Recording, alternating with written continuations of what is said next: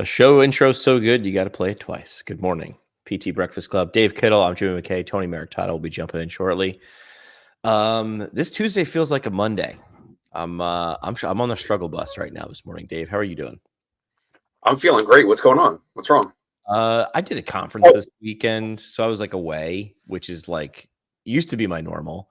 But now I'm just like, it takes me a day or two to recover. I did the AMPT conference. We did PPS 2 weeks ago. Then I took a 2-week break and did the AMPT conference. Have you ever been to any of those like specialty conferences like that? No, you never done PPS? PPS, yeah, twice. Not AMP. Tony, what other conferences have you been to? For physical therapy? None. That was the PPS was the first one ever. See, I could see you guys as like get in there and mix conference it up. bros. Yeah. I mean, we were introduced. It was like really hammered on us in PT school to like test those, at least go to one. But I also went to PT school like in the DC area where a lot of like APTA stuff was. So for us, it was almost like normal. It was like just around. Yeah. PT school was a formality for me. I showed up as many times as I had to show up to get the letters after my name. Right. Outside of that, I was done. Gotcha. What do you guys want to talk about this morning? I have a LinkedIn post that I wanted to share. And this is something we've talked about before in terms of what people are looking for. And this one like popped off. That's when I know it's like sort of like resonating with people. And this is like, we've had this conversation before where PTs are looking for non-clinical jobs.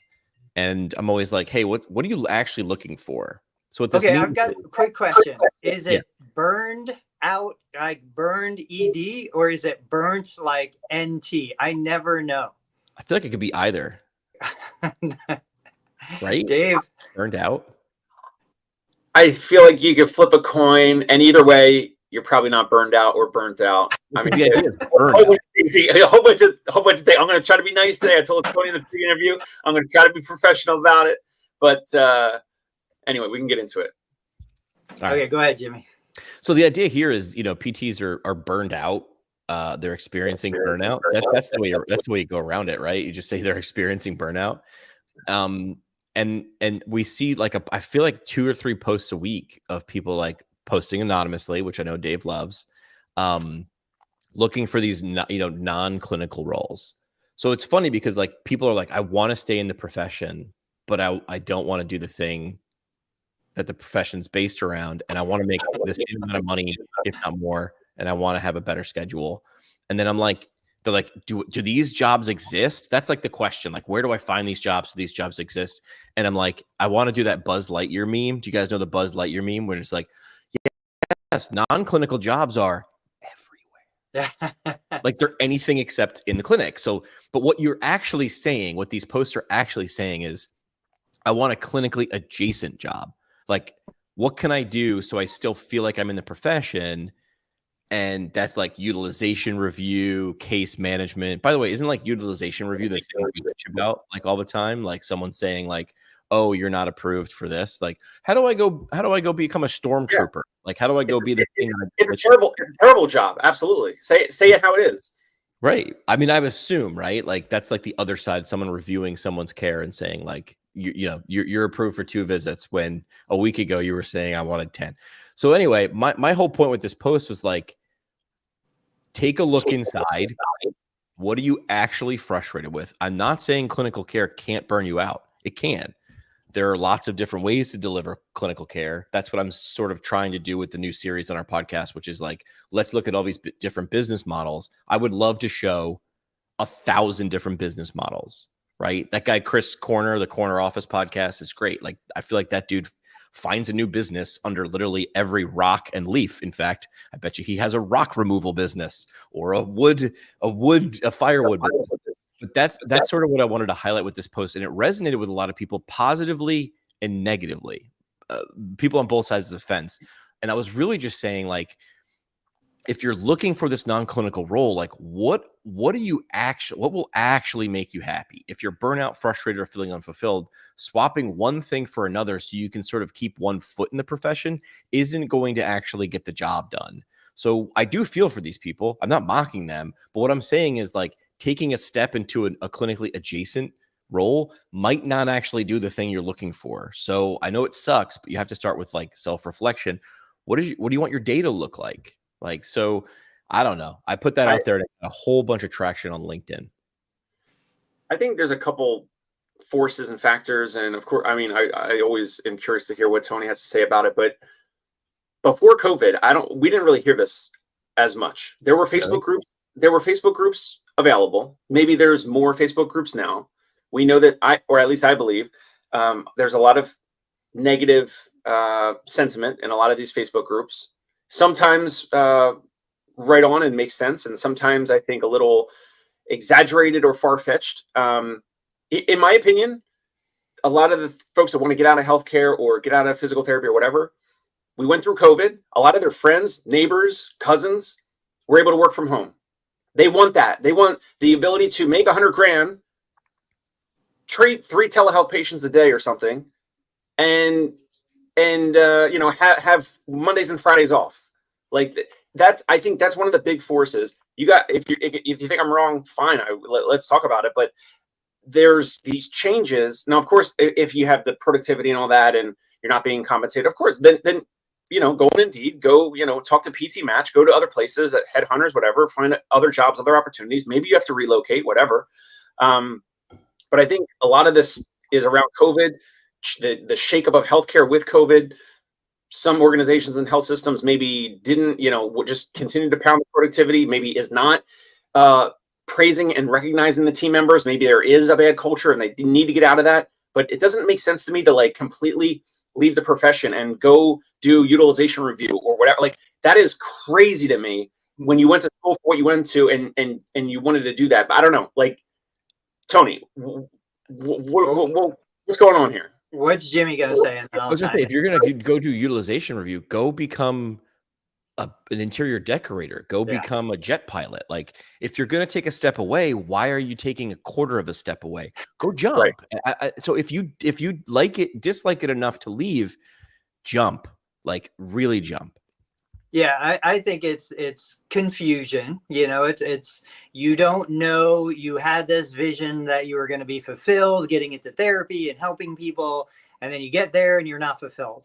I think the complaints about overproduction isn't really the right target of your frustration, because if you love what you're doing, you're gonna overproduce. Like, yeah, if you're enjoying what you're doing, you're gonna do more of it.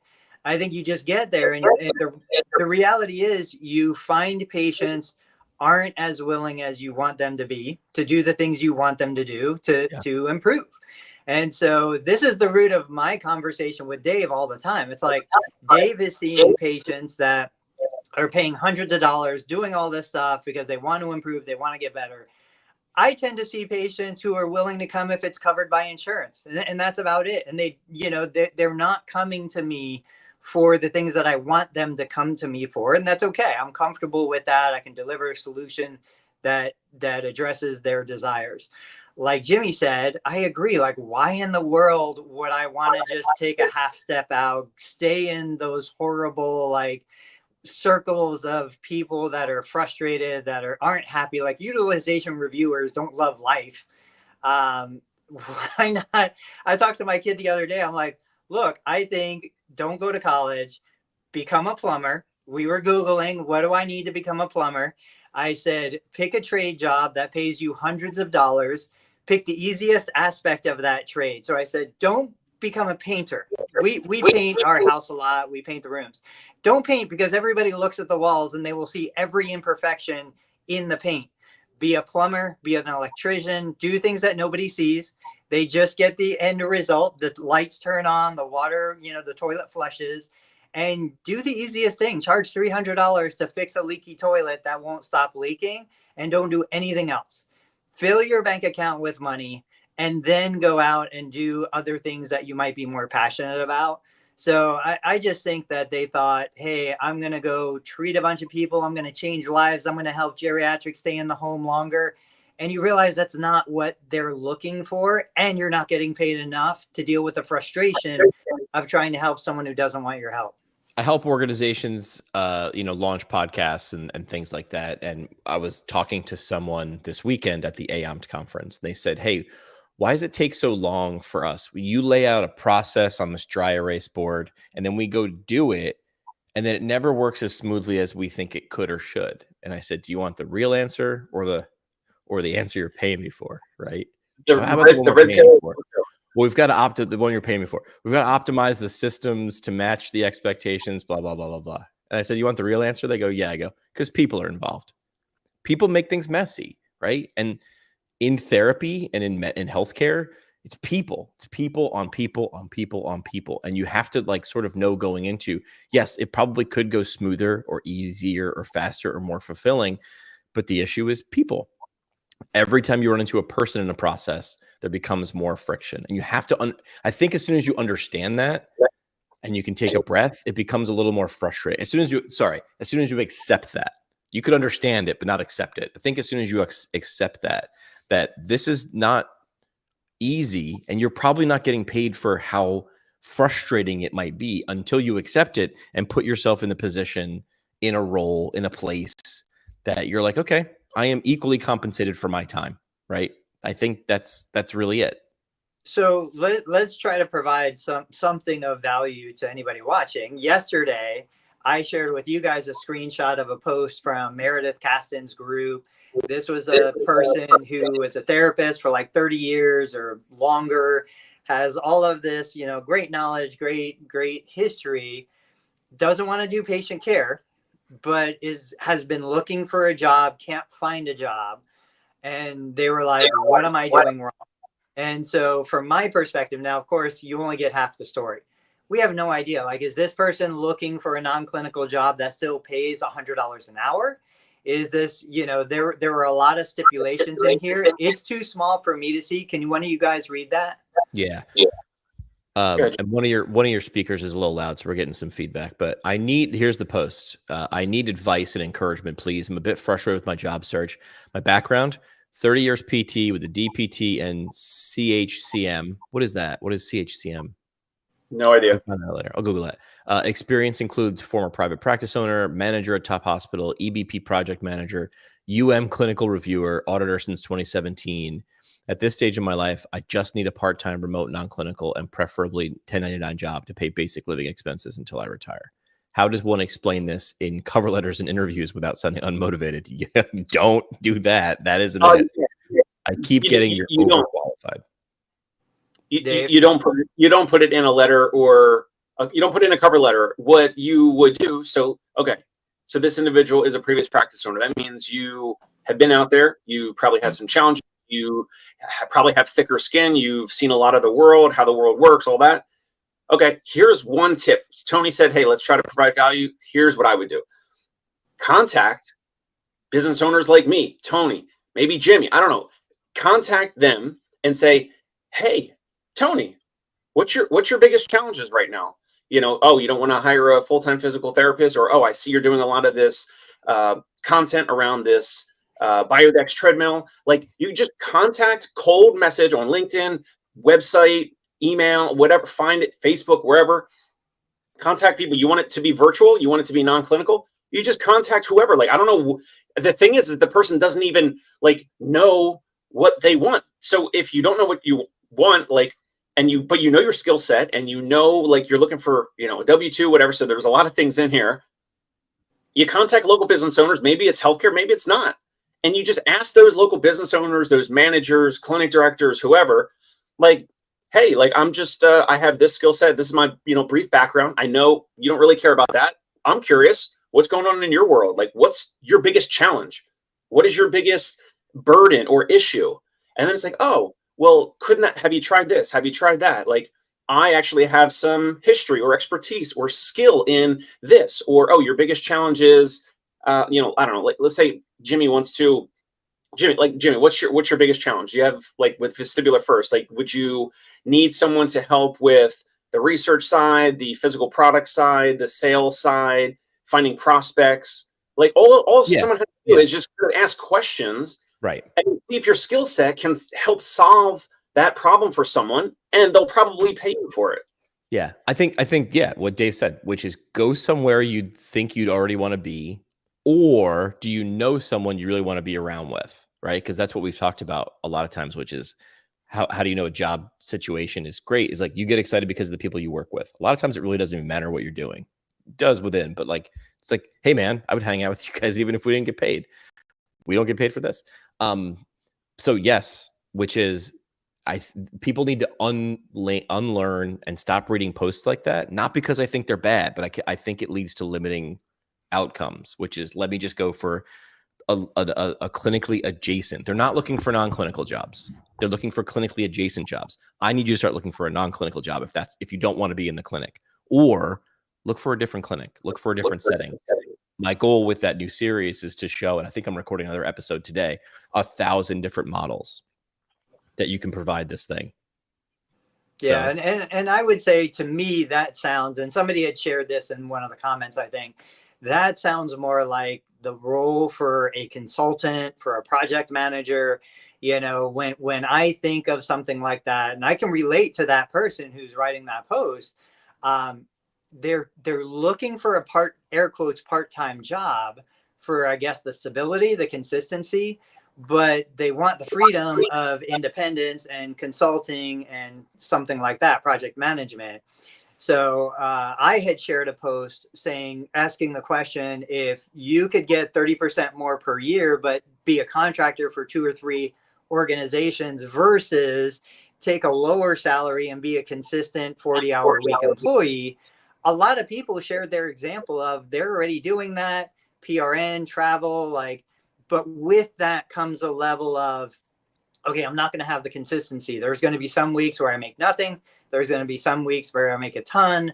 And I think if I'm answering a job post, I'm already at a position where I am asking for help. I'm the job seeker. The employer is solving my problem. I have extra hours to sell. The employer is buying those hours at a discount. Whereas if I'm selling consultative services, expertise, I'm solving the clinic owner's problem, they're going to come to me expecting to pay a premium, And so I think it's a mindset shift of there probably isn't the job you're looking for unless you're going to do it for $12 or $15 an hour. If you're going to do that, you'll get a part-time job somewhere. But if you need to make $30, $40, $50, $100 an hour, you're going to be a consultant, you're going to be a coach, you're going to be a leader. And if you want the freedom, then you have to also be able to kind of dictate and create the schedule. Hips and shoulders, right? Well, and that's something that Jimmy said maybe a few weeks ago or months ago. Do you remember we covered this a little bit, Jimmy? And Jimmy, you said something. It's one of my favorite quotes this whole year on the show. It was something around it was something around someone like this. We covered a post similar to this a while ago. And it was something like, I want this, I want this, I want this, but I want it on my schedule. Do you remember that? Maybe. I don't know. And anyone that's watching or listening, just rewind back to what Tony just said. It's like, you have to know, that's why I'm saying, go solve their problems, ask them what their challenges are, because they'll be more likely to pay you a little bit better of a rate, or like Tony said, a premium rate. But if you're reaching out to them and they have this, these tasks or whatever whatever the role of the job is, then yeah, they're going to just base it off of market rate, and it's probably going to be a lower dollar amount per hour. Yeah. Hi, Cynthia, watching from Rockwall, Texas. I said this a couple of weeks ago to students when I did a live event at Nazareth College. We did a Zoom thing, and I've said hips and shoulders. Do you guys remember that? It's like the shoulder has the most flexibility in any joint, but not some stability, but not a ton, right? So bunch of flexibility. You're a consultant, or you're a hired gun, or you're doing whatever you want. So there's a lot of mobility, but not a lot of stability. And a hip, the most secure joint in the body, bam, tons of stability, some mobility. So nothing says you can't have a full-time hip job, but then also on the side get a shoulder job. And maybe you start with that shoulder job as the side and it grows. But before you look at the flexibility and how it gets done, decide if these are the problems you like to solve. Decide if these are the things you want to get out of bed to do. Because look, man, I was a PT for 2.5, 3 years after going to school for 3 years. That math doesn't math. I could still be in the clinic. I wouldn't be happy. I wouldn't. So I lucked out because I was able to do something in the profession that also was parallel. Wasn't really adjacent. I didn't just say where's the realization review application. but decide what sort of thing you want to do and then figure out how to do it. The last thing I'll say is people don't pay you to do stuff. People pay you so they don't have to do that stuff, right? Like I could have replaced my gutters, but I paid a company like $800 or $1,000 to do it because it needed to be done because I was going to start to like, wood rot or something. I could have done it, but it would have taken me like 10 times as much. I would have bought way too much material and screwed up, and I would have been pissed off. I paid them not to do my gutters. I paid them so I didn't have to do my gutters. Start to wrap your head around that. Yeah. Yeah. There, you had said something also that I was thinking about, but if you guys have another topic, I got lost. I forget what I was going to say. Well, I'll talk about the AAMS conference while you think. Go ahead. Yeah, please. Let me just go back to the hips and the shoulders thing, right? So Jimmy gave the example, the hip has less range of motion, right? But more stability. And then the shoulder has more degrees of freedom, more range of motion, and therefore less stability. So let's just put a few words to that. The excessive range of motion or the freedom of the shoulder would be like you have like this PRN job and like, but then there's instability of your overall hourly. Like Tony just said a few minutes ago, there might be some weeks where you make more, some weeks where you make less. And then if you want the stability of the hip, the fixed salary or a fixed salary plus whatever productivity, whatever, then that might be a little bit lower because you're banking on the stability component of the whole dynamic instead of the freedom where you can just work from home 3, 4, 5, whatever days per week. So those are the trade-offs. There are trade-offs to all this. You can have cake or you can eat cake. You don't get to have cake and eat cake. But how do you eat cake if you don't have cake? I never understood that analogy. Cake, burnt out. Real quick analogy. Why didn't we see videos from the conference, Jimmy? Where are the lives? What's that? Where are the lives? Why didn't we see videos from the conference? Yeah, we were doing a lot of recording. So I've been helping AAMS with their podcast, and I did, I think, 19 episodes in a day and a half or 2 days. So you'll see and hear a lot. But we wanted it to, like insufficient Wi-Fi. It's good, it's not good. So I just went the full record way. But there's a book that I think I'm going to read, and it's called Member Shift. Now, I did take the cheap route, which is I went to ChatGPT and I said, hey, pretend you're the author of this book, and I'm going to ask you questions. And I got a lot out of it. I got so much out of it that I want to read the actual book. But what I've noticed over conferences, especially like in AAMT or AAMT, American Academy of Orthopedic Manual Physical Therapists, like if you go to their conference more than once, I went when I was a student, or maybe I just graduated back in 2016, 2017, and then I went last weekend. I saw the same people. I saw only the same people, and that's not a knock on them. And those people are constantly beating the drum to say, we have something of value. Come join us. Come join us. Come join us. Come join us. But I got to be honest, if I were to go there as a new grad or someone who is like, okay, it's intimidating because there are so many of these like people who've been doing it for 15 or 20 years. It doesn't even matter what they do. They've been doing it so long. And this is the first year that I've been recording podcasts and videos for them. And I've received a lot of good feedback, some really great compliments, which makes me feel good. But I don't think it's necessarily me. I think it's the fact that they started communicating outside of their one conference or their town halls or their emails, which is the lesson is if you reach people in places that you're not reaching them, they'll feel welcome. This is the basics, right? Some people are like, oh my gosh, I've been listening to your podcast for a couple students. Some of the professors who are like leadership in this organization brought students, and they're like, oh yeah, I was able to sort of like dip a toe and not dive right into giving up a weekend, right? Or becoming a member to this thing. And then the membership's going by at 10,000 miles an hour, because you have to remember something.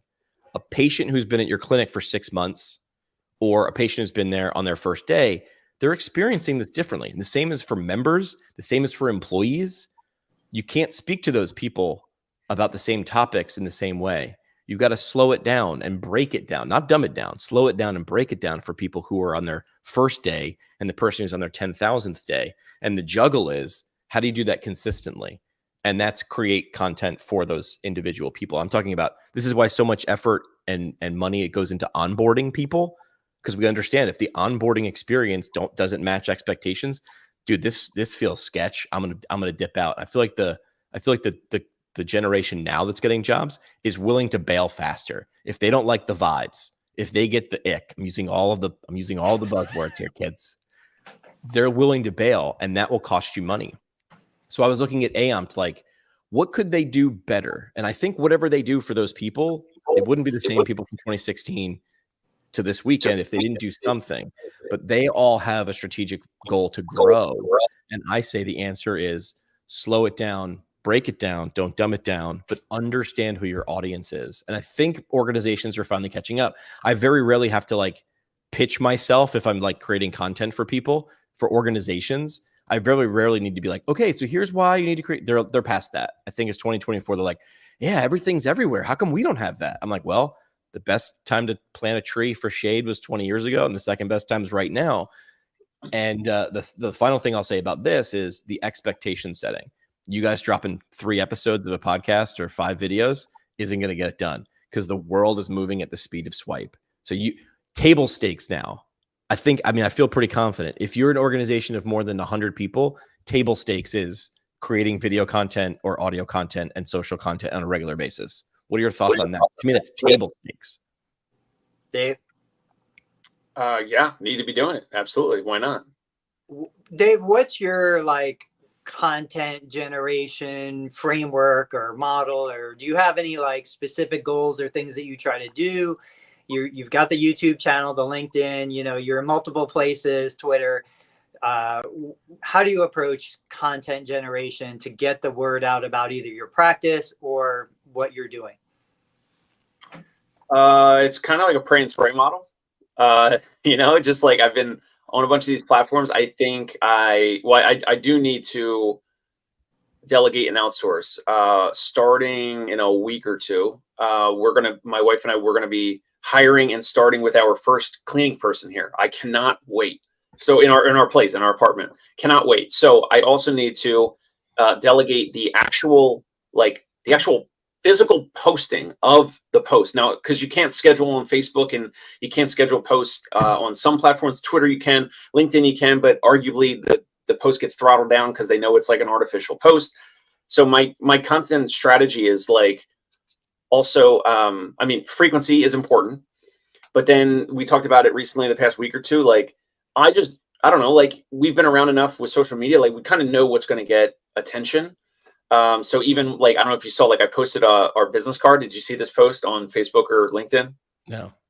So I posted like a digital image of our business card, and it's a little, it's busy. It's got like a lot of extra words and, the treatments, and I got a ton of, it says like, hey, therapy colleagues, can you give me some feedback on our business card? Something like that, ?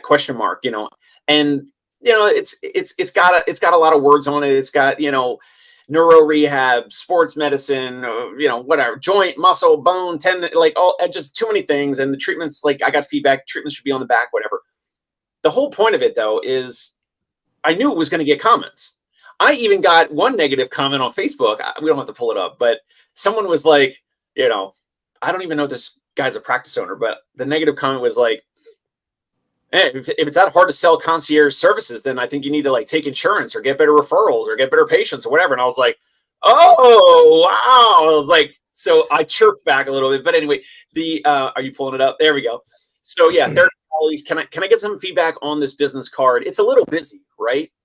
So I welcomed feedback. I'm, putting myself out there.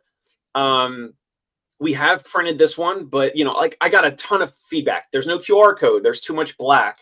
There's too much words. Put the treatments on the backside. Remove the treatments.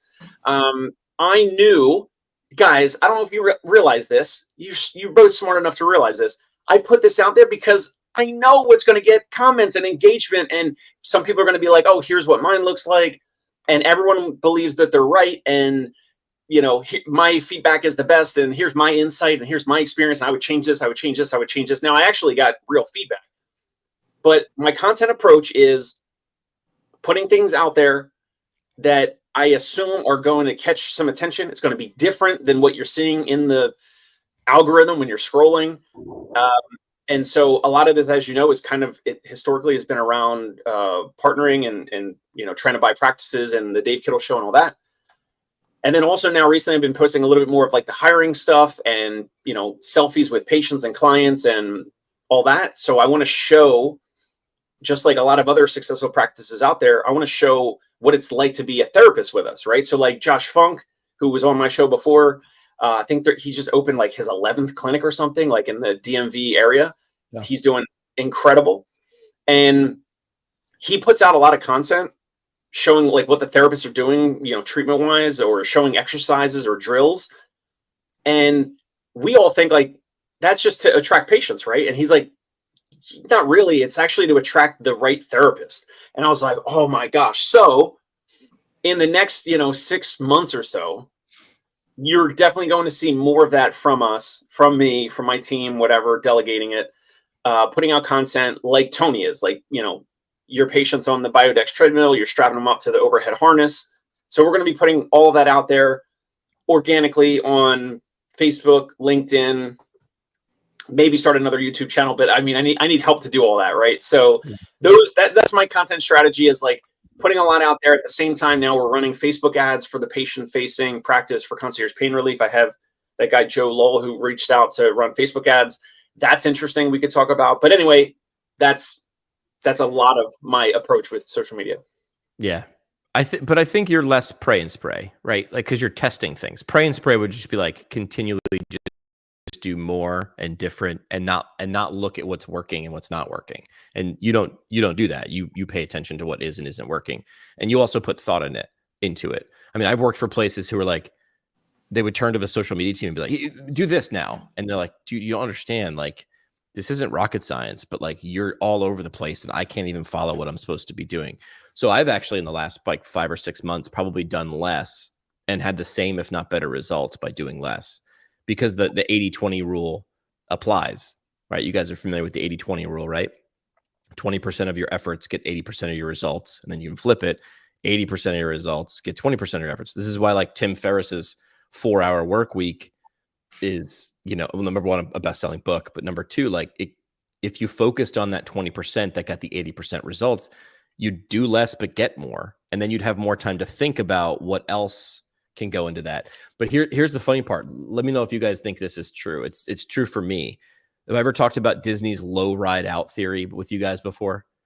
So Disney's low ride out, like you've been to Disney World, you pay one price and you go into it, so every ride's free, right? Then why at every ride does it have that 3-pronged turnstile-y thing? Why is that there? Well, that's a counter, right? That's counting who rides what rides. We know how many people came in, and we know how many times rides got ridden. Rides got ridden. PTs got burnt out. You're doing market research in person. You're voting with your time, because Disney only has so many acres in Florida. If they want to put a new ride in, if that new Star Wars ride wants to go in, something's got to go. So they could do market surveys. Oh, which ride did you like the most and least? But nostalgia would play a part. No, don't get rid of teacups. That's our favorite ride. But the lowest ride in the count is out, because if we don't start replacing some of this, we're going to stagnate. We're going to be old. So the idea is, whatever you're doing, you only have a finite amount of time, like Disney did real estate. Whatever efforts you're doing, it's finite unless you start hiring people, but then you need to manage those people, and that's part of your tasks, right? So pay attention to what that 20% actually is, the 20% of stuff that brings the 80% results. And sometimes you might have to kick some things out or delegate them, right? Pay for that. And that if you have the resources to do that. So I think paying attention to those things is simple, but it's emotional, because now I do this, and this has always been what I do. This is how I do this. So getting over the emotion of being able to kick some of those things out. Let's talk about that. And I don't remember if it was the podcast you mentioned, the Corner Office podcast, or if it was Greg Eisenberg, but they were talking, I turned my volume down. I don't know why we're still getting feedback. I don't know. They were talking about AI, about facial recognition, about artificial intelligence. They were talking about retail stores, where what if you had a retail store where the customer came in, you had a facial recognition system in place, so you recognize the customer, and even if you anonymize the information, but customer A, customer B, customer C, you track them through the store, you find areas of congestion within the store, you find where people are buying things in the store, not buying things in the store, and you change the layout of the store. I was talking to my son last night, and we were like, why don't we have facial recognition in EMRs right now? I was sitting in the clinic. So my PTA he's in Pittsburgh. He was watching the Steelers game last night. I stepped in to take over his caseload yesterday and today. There were patients that came in that I have no idea who they are. I know they're patients, but I can't quite tell. And I'm embarrassed to say, what's your name? Because they know me because I did their evaluation.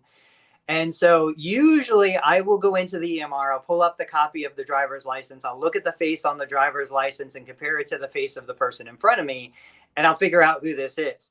But from a facial recognition perspective, and I know it's a little freaky, like think of where this could go. Okay, so coming in the door, facial recognition pulls up the patient chart.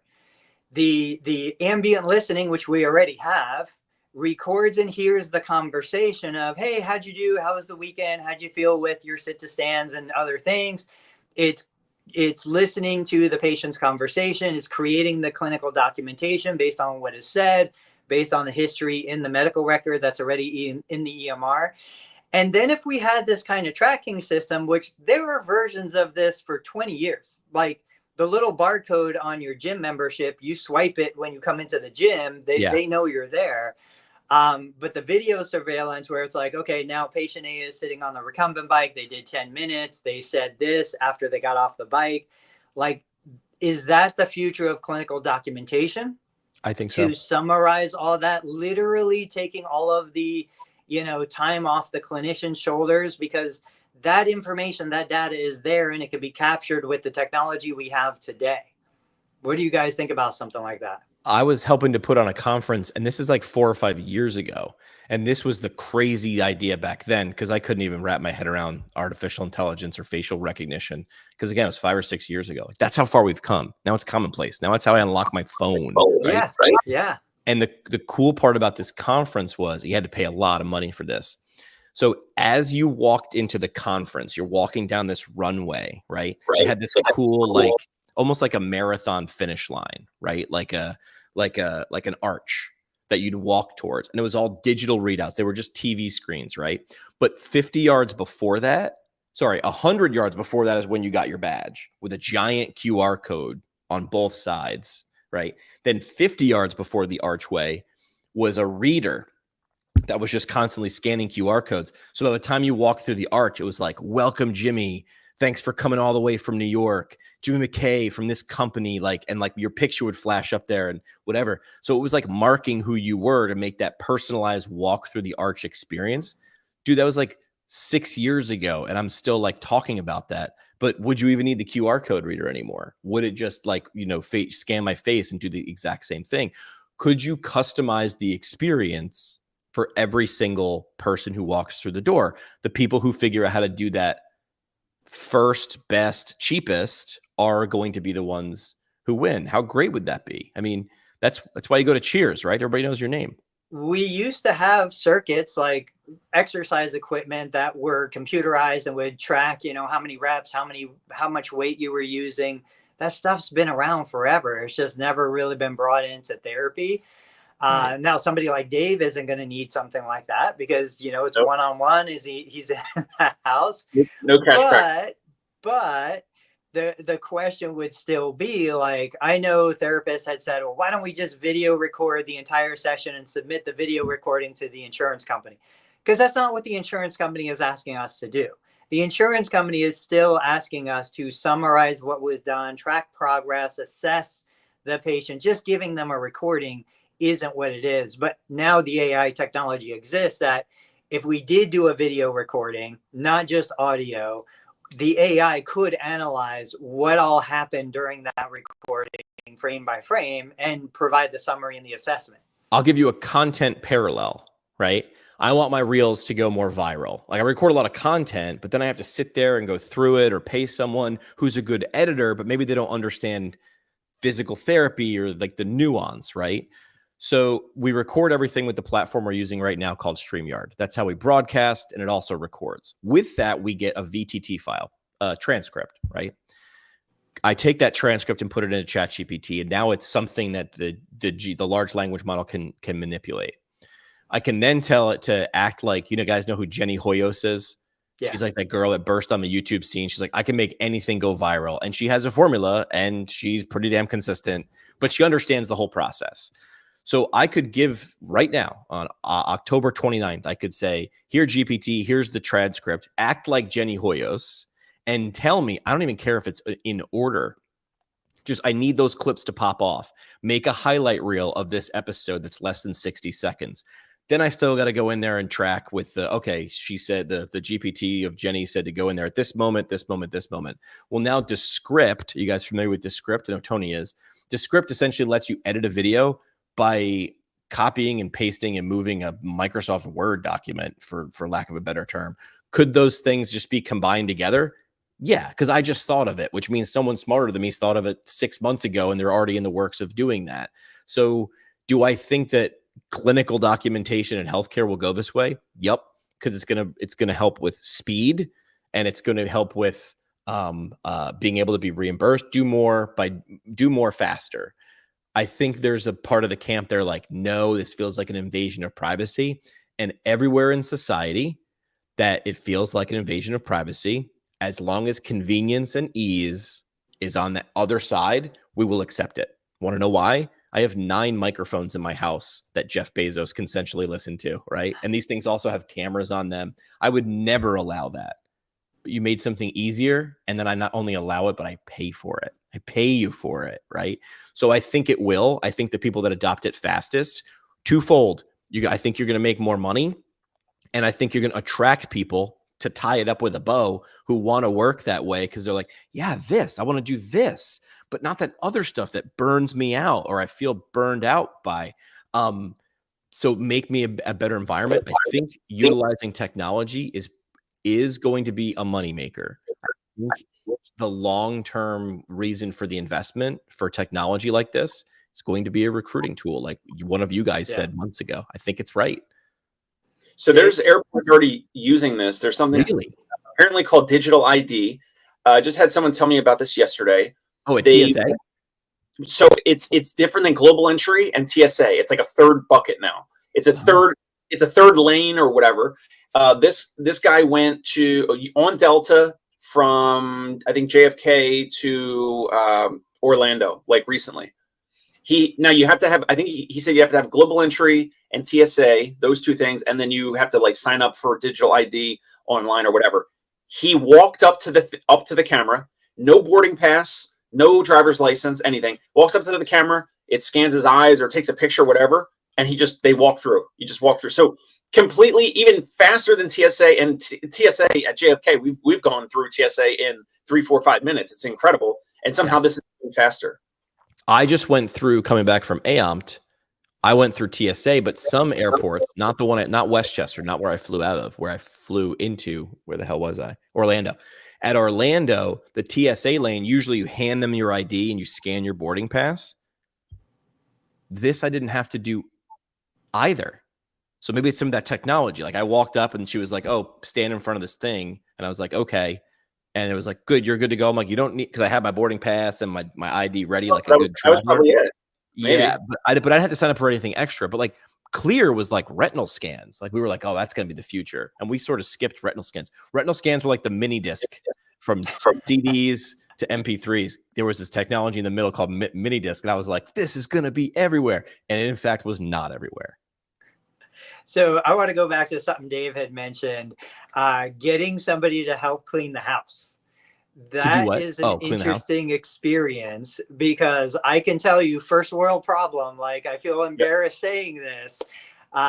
We had an amazing lady who would come in. We were only doing, I think, once a month. And, it was when our kids were small, but it was so much work for us to get all of the junk out of her way so that she could do what she needed to do, that the first opportunity we got, we were like, oh, we got to stop doing this. Like, I'm sorry, we can't do this anymore. You think it's going to be the most amazing experience. Somebody's going to come in and do all this stuff, but then you realize you have to do all of this work to get the house ready for them to do what they're going to do. I don't do it. I just, I'm going to hire one of these therapists that wants to do telehealth. They can come and move my sofas, and then the cleaning person can come in. There you go. That's flexibility. I can't wait for like 3 or 4 months down the road to come back to you and ask you about this. But this is just like in therapy, the person who's like, I don't want to start physical therapy until I lose some weight and get into better shape. You know, like we have this issue across all professional services. You don't go to a financial planner until you're making more money or you clean up your accounts. Like everybody has this self-imposed insecurity. But I will say, like, as amazing as it was to have her working with us, it was equally frustrating to know, she's coming tomorrow morning. We got to get the house clean and ready for her to come so she can do the things she needs to do. I've had some other colleagues say like, oh my gosh, yeah, like you're gonna love it. Everyone says, oh, I should have delegated it earlier, sooner. And yes, we're doing it, young kid, all that. So it makes sense that you guys tried it when you had younger kids. No one has said that approach, but again, Tony, you're unique, and maybe we're gonna find ourselves in that position, like, oh man, I gotta do this and that, and we have to do all this prep work, whatever. We shall see. I'll let you know. We loved it after. We're coming back home, like we would leave for 4 or 6 hours, and you come back home and everything smells amazing and everything is cleaner than it's ever been. It's just the prep work to get to the house ready for them. Yeah, you got to move the big rocks, but you're paying for the small rocks, right? You're paying for her to like, him or her to like, do the scrub, right? Yeah. Like I have no problem picking up my clothes and throwing them in a hamper, although I consistently don't do that. So you're paying for the small rocks, ironically, and you can do the big rocks. We got 15 minutes left. I thought we would do like quick updates on the projects we're all working on, because I actually got a few people like saying like, hey, that's kind of cool. Like you guys are building in public, which a lot of organizations do. So Tony, why don't you go first? Like been seeing more videos about Biodex and the reactive step trainer. Yeah, so right now, in fact, today, one of the guys from Biodex is coming down from Northern Ohio. He's going to get here around lunchtime. We're going to spend the afternoon. I don't have any patients. I cleared my schedule. We're going to create some content. Then he's going to be around tomorrow morning when I'm going to put more real patients on the reactive step trainer. My approach to what I asked Dave for social media was, I was not doing any media on my business Facebook page. I was not doing anything on Instagram. The last Instagram post that I had before I started up this month, let's say, was like a year and a half ago, maybe 2 years ago. So what I'm doing, recording organic content in the clinic. Every patient has a HIPAA compliant media release on file. Every patient is informed. Every patient knows we're recording. I stick the camera in front of their face so they see like, hey, this is what I had you sign that release for.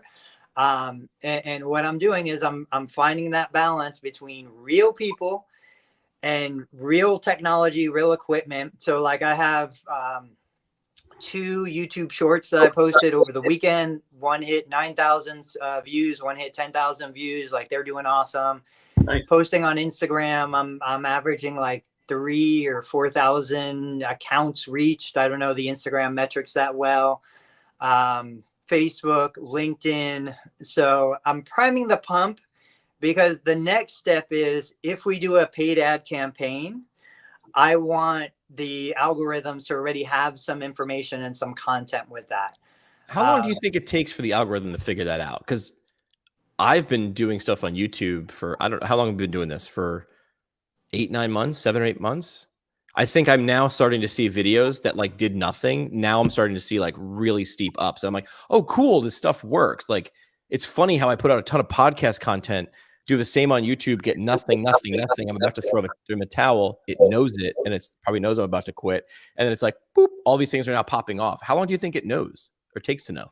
I don't think it's a time thing. I think it's a reach thing. So like your YouTube channel wasn't reaching enough people for the algorithm to get enough information. So for you, it took longer time. Now, because of time, it's starting to capture enough data, enough information to make recommendations to people that want to see your content. Yeah. Like when I go to my almost 60,000 subscriber channel, I laid off for months. I didn't post anything for months. But it's got enough history and enough data so that when I put something new on, it knows who to put that in front of. And none of us know, we're guessing. But ultimately, I do think it's about, does it have enough iterations and enough information in the system to know who wants to see this piece of content. You know, for bigger reach, it's going to go quicker. For a smaller, newer channel, it's going to take longer. But like I see results within 30 days right now. Like I feel like Instagram is growing. I added subscribers. I'm adding reach. I'm reaching more new accounts. LinkedIn is doing amazing. Like I'm averaging 20,000 impressions a week right now, which has been great. Pinterest is growing. Like all of my socials are up. And you know, I got to think that's because I'm obviously posting more across all the platforms. Yeah, I had a conversation with this guy while I was at AOMT, like the guy who runs this channel, like admittedly like no video experience when he started. And we had a 30-minute conversation at the bar, just a physical therapist from El Paso. And he's like, now he's got 678,000 subscribers and it totally changed his business. And he's talking, he has listened to the live stream before. I was like, you know, blush, like what, you know, that's, you know, crazy, but going to get him on the show. We had a long conversation and figuring these things out. I also think the lessons that you learn from YouTube are just like good business practice and good communication practice, right? Like he's understanding what his audience is and wants. This goes back to, maybe this is another episode, but I'll prime the pump. Is it our job to give our patients what we think they need or what they come in thinking they want? Or is the answer somewhere in the middle? Like some people were like, if they don't want what I suggest, then they can kick rocks. Both, but in the order that the patient wants. That's the answer. I feel like this is a longer discussion. I feel like this is a poll question. That's a whole other episode. I feel like this would be a poll question with comments that we could read the comments, because I would have said, you know, when I was a PT student, I would have said, this is my suggestion and I have a degree and and now I'm like, oh. Did you see my post about it? No. Do you have one about it? Yeah. Like this exact situation. I said, do patients really have the right to choose? I said, would you allow them to choose the interventions they get and not get? I said, if you said yes, then, you know, how do you view your role as the therapist? Maybe this is where I got the conversation from. I posted this. Let's hear about Dave's projects. What's going on? You're hiring. Let's cover that on Thursday, Tony. So two quick things. One is I'm trying to pitch some like membership wellness offering to a practice owner in the city here in New York, maybe red light therapy, maybe hyperbaric oxygen chamber. That's a sidebar. We'll come back to that.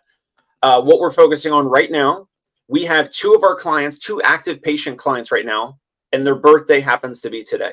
So my therapist is treating one of them right now. One of my therapists is treating one of them right now. And he woke up early. He said, hey, should we do something? A couple days ago, hey, should we do something for so-and-so because their birthday? I'm like, yeah, absolutely. We're going to, you know, do you want to, let's do it. Let's do a cake, like, you know, assuming they're not like, you know, diabetic or whatever, like, let's do a cake, whatever, you know, send me a picture of the receipt. I'll reimburse you. No problem at all. You know, he sent me a picture of the box. He wrote, you know, nicely on the box. Maybe the, you know, the cake wasn't able to have the icing with the patient or client's name on it. The point of bringing this up really quickly is that we always talk about marketing. We always talk about more new patients and clients. How about the wow experience for your current patients and clients? And if you don't have a business model that allows this, like this guy has spent maybe 10 grand with us, maybe 15 grand already this year. What is a $50 cake? Like, and this is going to probably surprise this guy, this client, positively. And the therapist is going to bring it, and that's going to be a talking point. And, you know, the therapist put his name and my name on the box and all that. And I want to wow my current patients and clients, the folks that already love our experience, our practice, our, you know, value what we deliver, all of that, the human nature of what we offer. And it's only a matter of time until he, like, maybe his wife starts with us, or a neighbor, or, you know, someone in his building, or a friend, or whatever. So that's my little thing for today. That's what we're focusing on, which is currently to reinforce the value and the wow factor of our current patients or clients first, before looking elsewhere and like worrying about these Google and Facebook ads. Yeah. This is like take care of your house before you go out and play in the neighborhood, right? This is surprise and delight. I've talked about this before. Trying to think of other examples of surprise and delight. Maybe that's a good lesson. I can't think of too many examples of surprise and delight outside of that Peloton example. I don't want to ruin this, but if you have a Peloton bike, when you sign up, you tell them your t-shirt size. And I forgot I did it. But when I hit my 100th ride, I got the Century Club t-shirt, which I got to show off because the shirt's about me and my accomplishments. Yeah, there was a Peloton logo on the shoulder, but there's surprise and delight, which, I mean, what would a cake cost for somebody who dropped 10 grand? Like if you said that to someone, I'm thinking about buying a $15 cake. Well, in New York, $35 cake for someone who spent 10 grand. They'd be like, duh, like, of course you're going to do that. But how often do we overlook that, right? Here's why. We try to scale it too fast. And then we cheap out because you're like, what could I buy 1,000 of? Pens, stress balls, candy. Instead of what are my top 20? What are my top 20 most loyal patients? You know, not screw the rest, but like they're on a different level. So do something differently. I think I think the fact that I can't think of too many other surprise and delight examples other than Peloton is a giant opportunity. And how do you surprise people? The thing I'm working on is at Vestibular First, talked about this, right? These are like diagnostic goggles for now. They're just diagnostic goggles. Wink, wink, nudge, nudge. But the funny thing is my job is really like talk to practices that are larger, not really to sell one set of goggles, but to sell, 5 or 10 or 20, like across a large practice. I thought I was going to have to deal with price objection or value objection. I'm not dealing with those objections. Do you guys know what objections I would be dealing with if it's not price or value? I think we've talked about this before. The training, like the therapists need training and not just, that's part of it, which is like, cool, I bought these. Now what? Like, how do I set this up? I have clinicians who are super adept in this, super advanced. So I've got to educate, I've got to market. How do I roll this out? So I'm dealing a lot with those conversations where I didn't think that those would be the things that I would have to dip into. And now they are, which is like, I'm not just solving your problem by delivering a set of goggles. If you're a trained vestibular therapist who knows what you're getting into, these goggles solve all that. If you're an organization, you have different problems. So look at that. People and organizations are different and they have different problems. And if you can solve those problems, and this goes into like Tony's SoftWave too, that's sort of, we talked about this, which is like, oh yeah, it's not just the SoftWave problem. Like where the goggles are working, we have that on lock. Like everything's fine. SoftWave has the therapy. It's everything around that. How do I get it to that moment when the goggles are on? How do I make sure that thing's going to pay for itself times 10? So I get to be like sort of a project manager. Great to hear that you guys at Vestibular First might be moving into treatment, not just diagnostics. Might. I don't know about that. Yeah, might be. All right, parting shots for today. What do you guys got? Real quick, I'm just going to use mine functionally. Cynthia, if you're still here, you put in the comments about being non-PAR. You have to submit the CMS 460 form to become PAR. That's my parting shot. If you missed it, I'll reach out to you. I'll try to find you, track you down, and tell you what you need to do to become PAR. Dave? Parting shot. Continue to focus on your current patients or clients. Saying it to myself, even though we're doing with the cake and all that. Focus on that. Surprise and delight, like Jimmy said, before focusing on how do I get more new patients? How do I get more new referrals and all that? Focus on who you already have, who you can reactivate. Send them something, a shock and all package, like some physical package in the mail. You should have their home address. Send them something, like send them, I don't know, here the bouquet of flowers are like anywhere from 25 to 50 bucks. I don't know where you're at, or you got 20 bucks, 30 bucks, whatever. It's nothing. It's nothing to reactivate someone. Send them something physical. Drop it off at their work. Drop it off at their home.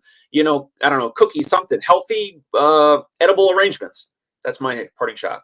There's an app that'll actually do that. It's called Thanks, THNKS. Essentially, you go in there and you're like, it's essentially that. It's like we've got a list of all those things that would make that touch, and we can do that. So you're welcome. I would say 80-20, and I'm guilty. Like I always share the best advice for like what I need to hear.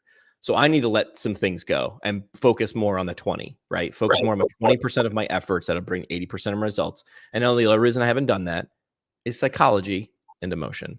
We'll be back on Thursday. I do want to say that, hey, that Dana Strauss episode on value-based care that came out yesterday, if you guys want to take a listen to that, we'll be back on Thursday. And what are we going to talk about on Thursday? Really like paying attention to the role of a therapist. Should therapists do what they believe the patient needs or what the patient wants to do? The answer is somewhere in the middle. All right. We'll see you guys on Thursday.